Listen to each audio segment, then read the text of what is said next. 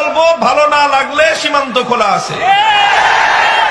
যারা আল্লাহর সামনে মাথা নত না করে তারা কখনো ওই যে দেখা যায় আপনার সরস্বতীর সামনে, কখনো কালীর সামনে, কখনো দুর্গার সামনে, কখনো বটগাছের সামনে, কখনো তুলসী পাতার সামনে, যা পায় পাথরের সামনে, এটার সামনে, ওইটার সামনে, গরুর সামনে, গাভীর সামনে, যাত্রার সামনে গিয়ে মাথা নত করতে হয়।